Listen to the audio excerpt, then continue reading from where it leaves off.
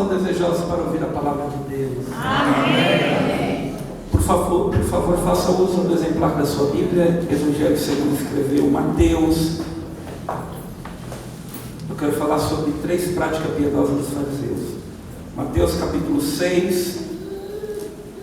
Nós iremos ler a partir do versículo de número 2 a 8 e depois iremos ler do versículo 16 a 18.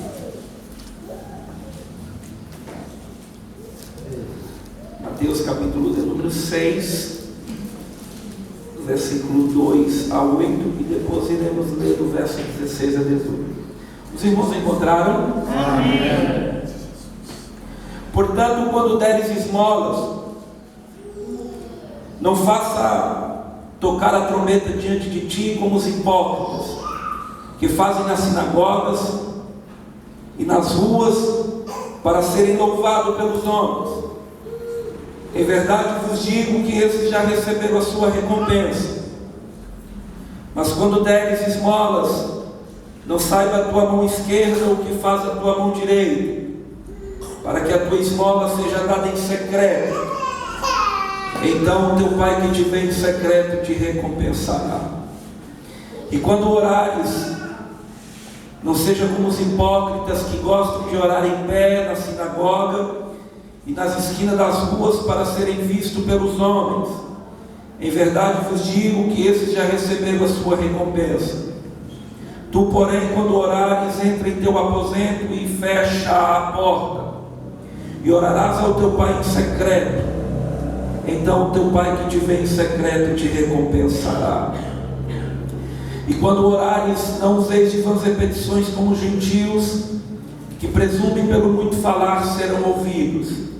Não vos assemelheis a eles, pois o vosso Pai conhece todas as vossas necessidades antes que lhe peçais. O verso 16. Quando jejuares, não vos mostreis contristados, como os hipócritas, que desfiguram o rosto, para parecerem aos homens que jejuam. Em verdade vos digo que esses já receberam a sua recompensa. Tu, porém, quando jejuares, unge a cabeça e lava o rosto, para não mostrar aos homens que jejuam, mas ao teu Pai que te vê em secreto. Então o teu Pai que te vê em secreto te recompensará publicamente. Aleluia. Você pode dizer amém? Amém. É a conclusão do Sermão do Monte. Jesus observa a auto-performance dos fariseus, porém oca e vazia, apenas uniformidade externa. E a primeira prática piedosa está no verso de número 1 a 4. A piedade das esmolas, o exercício das esmolas. Havia no templo um lugar que era conhecido como lugar dos segredos, a câmara secreta, aonde o religioso piedoso que dirigia-se ao templo,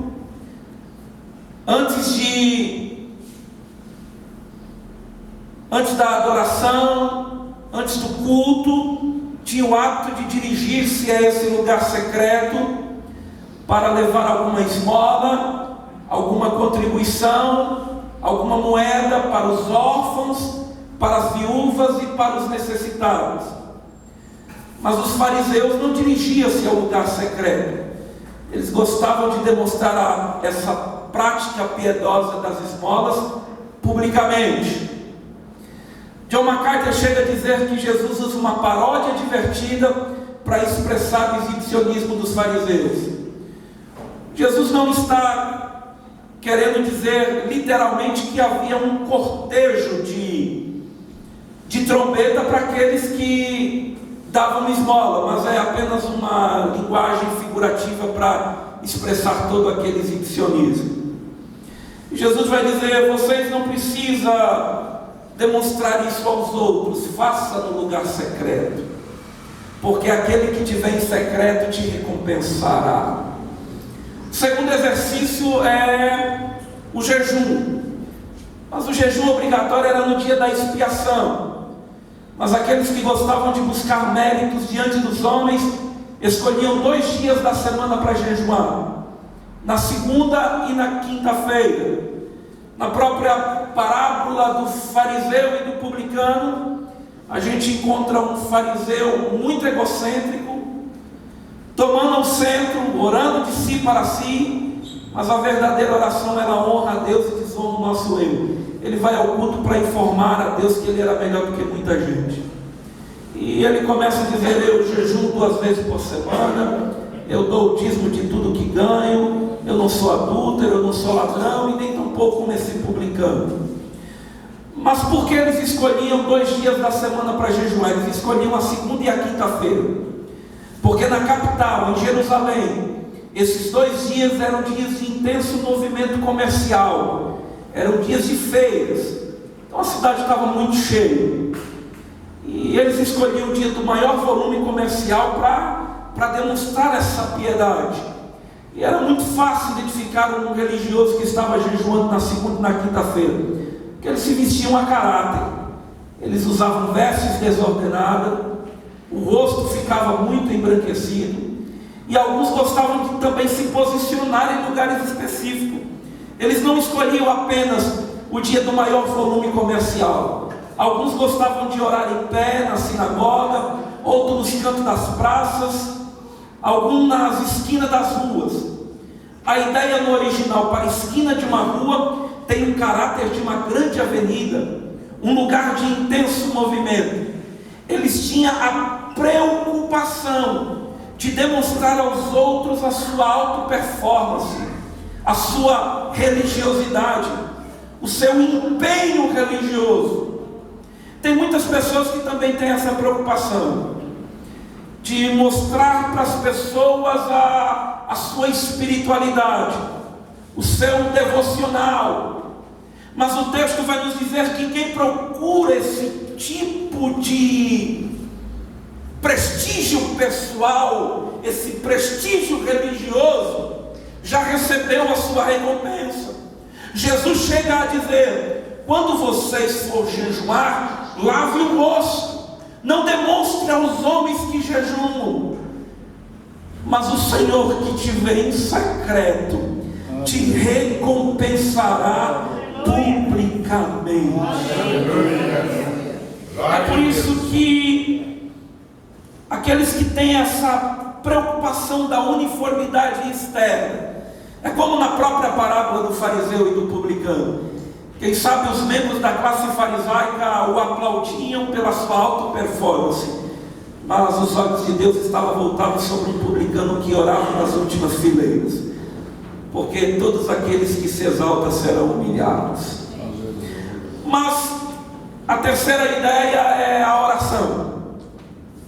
E o Senhor vai dizer: olha, feche a porta do quarto, busque a Deus em secreto, e o teu Pai que te vê em secreto te recompensará.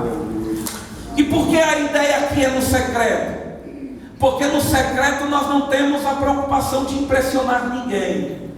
No secreto nós demonstramos a Deus quem nós somos de verdade. E eu quero pregar nessa manhã sobre o quarto da intimidade. Um puritano do século XVII, ele afirmou: eu não acredito em uma oração formal e rotineira. Oração para Deus tem que ter peso e qualidade. E toda oração no particular, ela tem qualidade, porque a gente não tem a preocupação de impressionar. Nós demonstramos a Deus quem realmente nós somos. Eu não tenho dúvida que o Senhor está nos chamando para um relacionamento, para uma intimidade. Primeiro, que eu não acredito em uma intimidade do dia para a noite. Toda intimidade requer um desenvolvimento. Quando eu olho para David Brainerd, que costumava dizer Eu amo entrar em minha cabana, onde eu posso passar muitas horas na presença de Deus orando. Quando eu olho para o grande reformador Lutero, que dizia: eu preciso orar no mínimo 2 horas todas as manhãs, senão o diabo terá vencido todo o dia. Se a gente observar os pais da igreja, os pais polemistas, os pais teólogos, os pais apologistas, quando eu olho para os pré-reformadores, quando eu olho para os reformadores, quando eu olho para os puritanos, quando eu olho para os pais das missões, eles tinham um relacionamento mais íntimo com Deus. E a igreja do presente século está tão preocupada com a auto-performance, mas não consegue buscar a Deus no secreto. É por isso que eu não acredito na espiritualidade de um teólogo que não ora, eu não acredito na espiritualidade de um pastor que não ora, eu não acredito na espiritualidade de um obreiro que não ora, eu não acredito na espiritualidade de uma senhora que não ora, eu não acredito na espiritualidade de um jovem que não ora, eu não acredito na espiritualidade de um crente que não ora. Para a gente ter um relacionamento com Deus, nós precisamos fechar a porta do quarto e orar. E o Senhor está nos chamando para a gente desenvolver esse relacionamento. Aleluia. Coloque a mão no ombro do seu irmão e diga para ele: o Senhor está me chamando para o quarto da intimidade. Diga para ele: nós precisamos orar. Aleluia. A teologia de Paulo nos ensina que nós precisamos orar sempre, gente. Aleluia. Quando eu olho para um homem nas páginas do Antigo Testamento, ele era de Tisbé, um dos moradores de Gileade. Se a gente for para o mapa antigo de Israel, a gente nem encontra a sua procedência geográfica, ele é apenas mais um. Mas o Senhor o chama para pregar na capital. O pregador de capital logo fica em evidência. Os holofotes estão sobre ele. Que popularidade! Mas no meio dessa grande popularidade, o Senhor chega para Elias dizendo: Elias, você está popular demais, é hora de você sair do cenário, e é hora de você ir para o deserto. E se tem um lugar que nos ensina a falar com Deus, é o deserto. O reverendo Hernandes Dias Lopes, em seu livro De Pastor para Pastor, ele parafraseia uma grande verdade. Ele diz que no deserto Deus desmama a gente das glórias do mundo. No deserto Deus trabalha em você, para depois trabalhar através de você. No deserto ensina que a gente não deve buscar primeiro a provisão, a gente tem que buscar primeiro o provedor. Aleluia. A palavra querente quer dizer aparelhar, cortar uma peça e deixá-la no tamanho certo. O deserto de Querite preparou Elias. E quando ele sai de Querite, ele vai, a fonte se seca, e o Senhor tem uma nova etapa em sua vida. Ele vai para uma cidade que logo na entrada ele encontra uma viúva que está pegando os últimos gravetos para fazer a última refeição. Havia uma crise dentro da casa dela, a perplexidade era visível, a autocomiseração estava à flor da pele, o sorriso tinha ido embora, a despensa estava vazia, o fogão estava frio. Mas o Senhor chega na casa dessa viúva, Elias chega na casa dessa viúva como um dispenseiro de alegria. O sorriso que foi embora voltou, a despensa que estava vazia ficou cheia. Glória a Deus. As coisas que estavam dando errado começam a dar certo. O fogão que está frio fica quente. O milagre acontece. Aleluia. A viúva vai dizer, 1 Reis, capítulo 17. Acompanhe o texto comigo. 1 Reis, capítulo 17, versículo 16, 17, 18 e 19.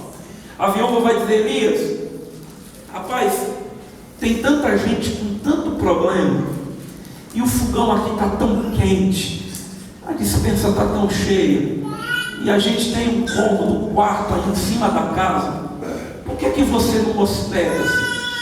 Fica com a gente aqui. E a viúva prepara um quarto para Elias. E aquele quarto que a viúva prepara para Elias, ele faz aquele lugar um lugar de relacionamento com Deus. Charles Mino nos diz que todo homem de Deus e toda mulher de Deus precisa de um lugarzinho na sua casa para orar. Pergunta para o teu irmão: você tem o cantinho da intimidade lá na sua casa? O lugarzinho da oração? Parece que vejo como de costume, gente, Elias orando no seu devocional, quem sabe pela manhã. É uma conjectura minha. Mas de repente ele interrompe a sua oração dessas escadas, porque ele ouve gritos de uma mãe que está com o filho nos braços, dizendo: ô menino, abre logo os olhos, mexe logo esses braços, fala alguma coisa comigo. O menino está morto e a mãe está desesperada. Imagine o sentimento agudo e desesperador desta mãe. E a mãe está gritando, e Elias desce as escadas e diz: o que houve? A viúva vai dizendo: fala comigo. Você veio na minha casa para trazer problema. Você veio na minha casa para trazer o juízo de Deus. O meu filho está morto e você é culpado por essa tragédia. Eu quero abrir um parênteses e dizer uma coisa para vocês. Parece que diante das nossas mazelas a gente sempre procura alguém para colocar a culpa. Elias tinha todo motivo para bater boca. Elias tinha todo motivo para discutir. Mas Elias não discute. Elias não bate boca. Sabe o que ele faz? Ele estende os braços e diz: me entrega o garoto, porque eu sei aonde eu posso resolver isso. Aleluia. Ele pega o menino morto, e a viúva está xingando, está falando um monte de bobagem, mas ele não discute, ele não bate boca, ele não murmura. O diálogo não é travado de maneira áspera. Ele apenas se cala e diz: me entrega o menino, eu sei aonde eu posso resolver isso. E ele pega o menino morto, sobe para o quarto. Eu creio que ele fecha a porta, deita o menino aonde? Em cima da sua cama. Cama é lugar do que, irmão? Cama é lugar de descanso. Porque quem se relaciona com Deus não se cansa com problema nos braços, descansa na sua presença, porque sabe em quem ele tem crido. Aleluia. Só que o texto vai nos dizer que ele levanta 3 clamores. Isso aqui tem caráter de perseverança. Eu gosto de um pensamento de Lutero. Ele diz que a oração, ela é o transpirar da alma. Mas tem muita gente que diz assim: é porque eu sou nordestino, pastor, eu não levo desaforo para casa. Mas quem se relaciona com Deus não transpira querendo justificar-se, transpira na presença de Deus, porque sabe que o Senhor se levantará em sua defesa. Aleluia. Olha para esse crente, vê se ele já deu uns glória a Deus hoje. Se ele não deu glória, pergunta para ele: e aí, você é daqueles que gosta de bater boca? Ou você tem um lugarzinho para resolver os seus problemas? Aleluia. A gente precisa entender que problema se resolve orando. E ele levanta 3 clamores. Não dá para saber se foram horas, se foram semanas, não dá para saber o tempo. Mas o texto tem caráter que ele perseverou. Ele está dizendo: eu só saio daqui quando o problema estiver resolvido. Perseverar quer dizer manter-se firme em fase de dificuldade. Tem uma lição no Evangelho de Lucas, é uma parábola de uma mulher que vai para o fórum. Olha aqui para mim. Ela vai para o fórum e ela chega diante de um juiz que nem temia a Deus e nem respeitava ninguém. Só que respeitar aqui não quer dizer que ele não respeitava suas crenças, suas tradições, seus superiores. Respeitar aqui é caráter de omissão. Talmud chega a dizer que havia juízes nesses dias que corrompiam a lei por um prato de comida. Há um parágrafo, uma lei legislativa prescrita em Israel, baseada em Isaías, capítulo 1, versículo 17. A causa do órfão precisa ser julgada em primeiro lugar e segundo a da viúva. O mundo inteiro poderia gritar: olha para ela, é uma viúva, resolva o problema dela. Ele era soberbo, ele era vaidoso demais, ele não respeitava ninguém. Mas aquela mulher, ela não foi para o fórum para passar tempo. A gente não entra na presença de Deus para passar tempo. Agostinho de Hipona chega a dizer que a oração, ela é o encontro da sede de Deus e com a sede do homem. Quem veio aqui para se gastar na presença de Deus? Não vou ratificar a minha pergunta. Quem veio aqui para se gastar na presença de Deus? Hoje é uma manhã, não de a gente derramar o suor da nossa emoção, porque a presença de Deus começa com as lágrimas da sensibilidade. É manhã de a gente transpirar com a alma, e só entende isso quem veio para se gastar na presença de Deus, não com o objetivo de demonstrar a piedade a ninguém, mas veio aqui para se gastar na presença de Deus em secreto. Quem veio com esse propósito? Oh, glória a Deus. Eu sinto Jesus aqui nesta manhã. Ele tem resposta para alguém aqui hoje. É por isso que culto, o reverendo Augusto Nicodemos diz que não é a gente que gosta do culto, mas é Deus que gosta do culto que oferecemos a Ele. Aleluia.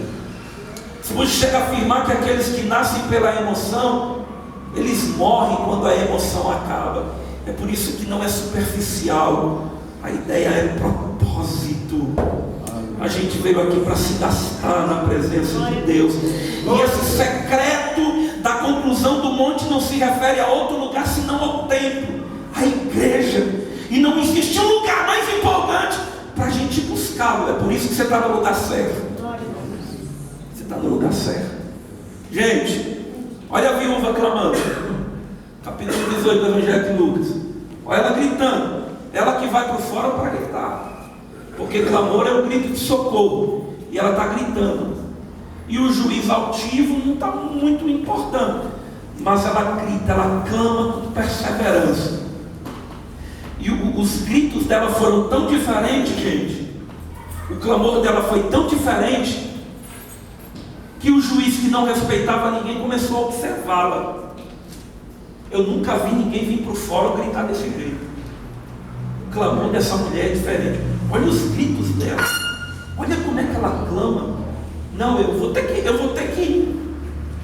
que julgar a sua causa antes que ela venha molestar-me. No original a gente tem 3 ideias para aquilo que ela pensa. Primeiro, eu vou ter que julgar a causa dela antes que ela venha causar-me uma enxaqueca crônica. Você não entendeu? Ela clamava com tanto fervor, ela clamava com tanta força, que o juiz já estava sentindo uma dor de cabeça muito profunda.